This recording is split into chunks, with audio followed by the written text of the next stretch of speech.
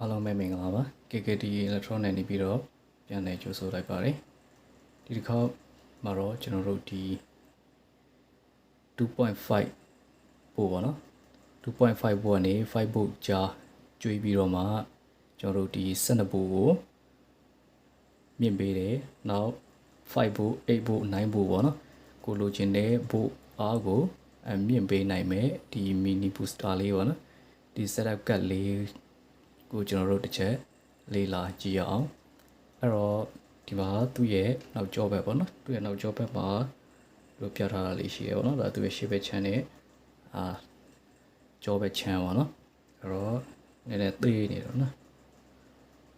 ဟုတ်ကဲ့ကျွန်တော်ချက်ကြည့်အောင်အမ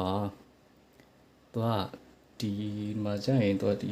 A နဲ့ B ဆိုပြီးတော့သူကဒီပေါ်နားလေးမှာ A နဲ့ B ဆိုပြီးတော့ဂျမ်ပါလေးတွေပါတယ်ပေါ့နော်သူကကြတော့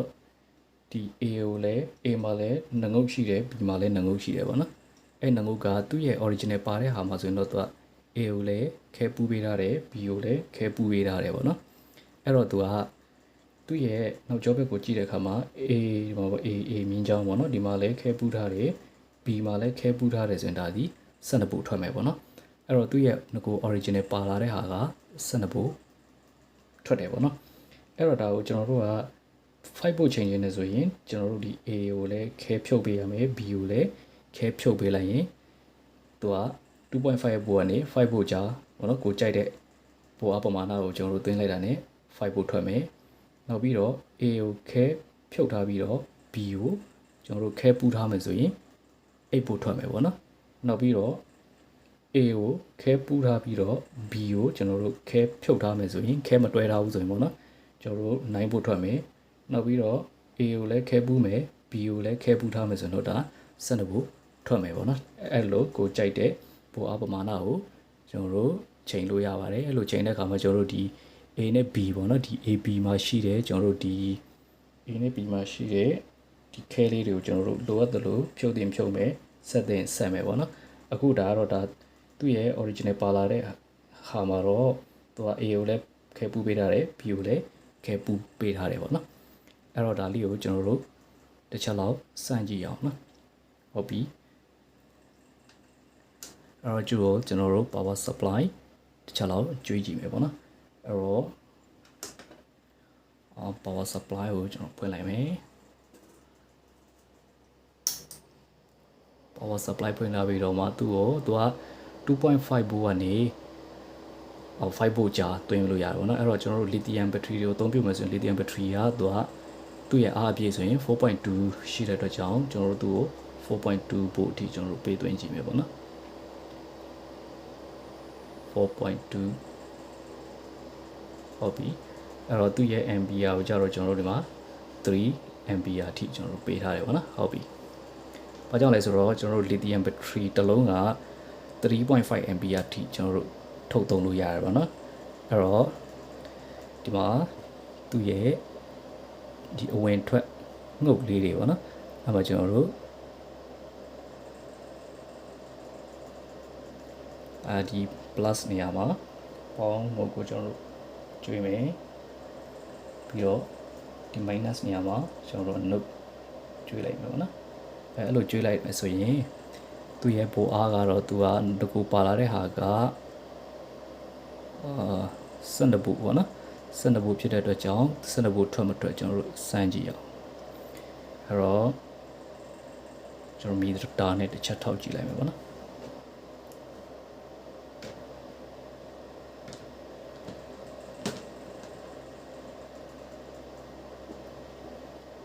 ကျွန်တော်မီတာနဲ့တစ်ချက်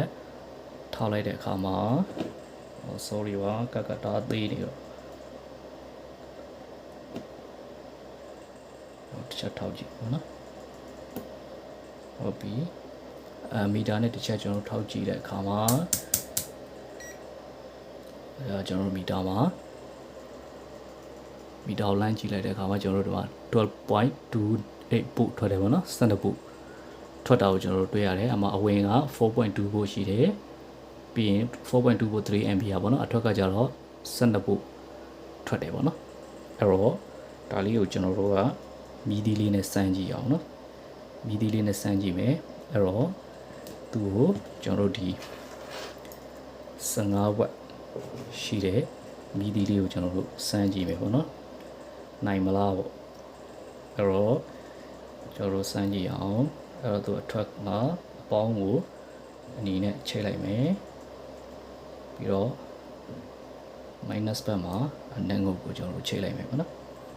အဲ့လိုချိန်လိုက်တဲ့အခါမှာကျွန်တော်တို့ဒီမှာမီးလင်းတာကိုတွေ့ရတယ်ပေါ့နော်မီးလင်းနေ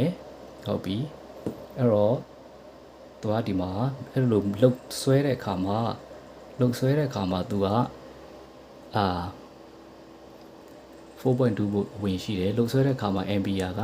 2.5 volt အထိဆွဲတော့ကျွန်တော်တွေ့ရတယ်ပေါ့နော်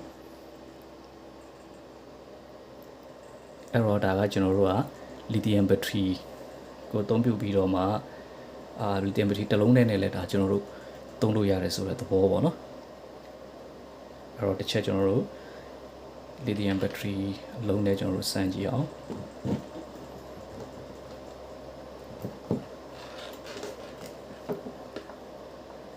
အဲ့တော့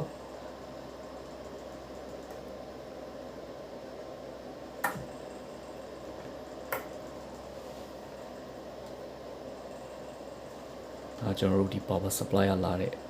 ကြိုးပေါ့နော်ဟုတ်ပြီအဲ့တော့ဒီကောင်က plus minus အလိုဝင်ပြီးတော့မှဒီမှာတက်ခဲလေးနဲ့ကျွန်တော်စမ်းကြည့်မယ်ပေါ့နော်မီးဒီကိုတခါတည်းကျွန်တော်ချိန်ထားလိုက်မီးဒီကိုကျွန်တော်တခါတည်းချိန်ထားလိုက်မယ်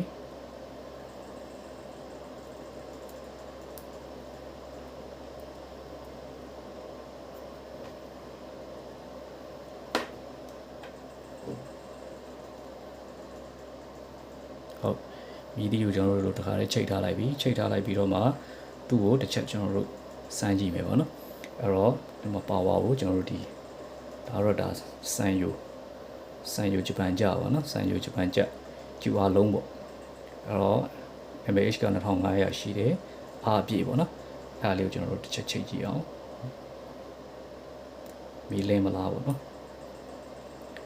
ဟုတ်ပြီမီးလင်းတာကိုကျွန်တော်တို့တွေ့ရတယ်မီးတော်တော်လေးကိုလင်းပါတယ်နော်အဲ့တော့ကျွန်တော်တို့ဒီ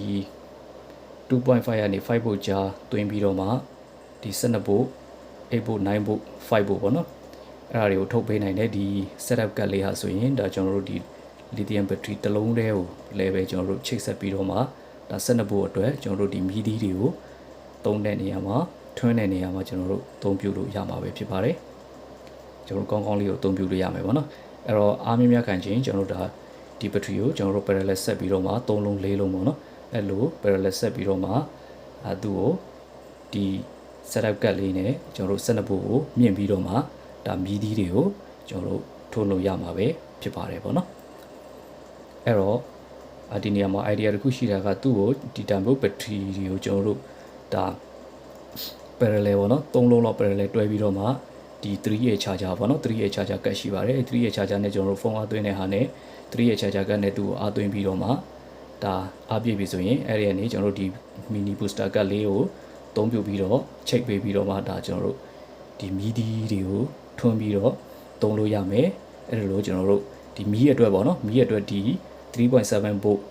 4.2 volt ထွက်တဲ့ဒီ lithium battery တွေကိုတုံးပြုပြီးတော့မှကျွန်တော်တို့ဒါမီးထွန်းတဲ့ battery လေးကိုကျွန်တော်တို့ဆင်လို့ရမယ်ပေါ့နော်မီးဆင်လို့ရမယ်ပေါ့အဲ့တော့ဒီမှာတခဲတစ်လုံးလေးကိုကျွန်တော်တို့စမ်းကြည့်တဲ့အခါမှာ12 volt အထွက်မှာမီးလင်းတာကိုကျွန်တော်တို့တွေ့ရပါတယ်အဲ့တော့ဒါမဲ့ပူလားမပူလားကျွန်တော်တစ်ချက်စမ်းကြည့်မယ်ပေါ့နော်ကတ်ကတော့နည်းနည်းတော့ပူတယ်ပေါ့နော်အဲ့တော့ဒါအကြာကြီးခံမလားတော့ကျွန်တော်လည်းမစမ်းရသေးဘူးပေါ့နော်တော့အကြာကြီးခံမယ်လို့တော့ထင်ပါတယ်အဲ့တော့ဒီ booster ကတ်လေးကိုအသုံးပြုပြီးတော့မှကျွန်တော်တို့ကိုလိုချင်တဲ့ပိုအားပမာဏပေါ့နော်ကိုကျွန်တော်တို့ထုတ်သုံးလို့ရမယ်နောက်ပြီးတော့ဒီ lithium battery တွေကိုအသုံးပြုပြီးတော့လည်းကျွန်တော်တို့ဒါ3.7 ဒါမှမဟုတ် 4.2 volt ကနေပြီးတော့ဒါ12 volt မြင့်ပြီးတော့လည်းကျွန်တော်တို့ဒါမီးတွေကိုထွန်းပြီးတော့အသုံးပြုလို့ရမှာပဲဖြစ်ပါတယ်အဲ့တော့ဒီကတ်လေးအကြောင်းကိုနားလည်မယ်လို့ထင်ပါတယ်ကြည့်ရှုပြီးတဲ့အတွက်ကျေးဇူးတင်ပါတယ်ခင်ဗျာ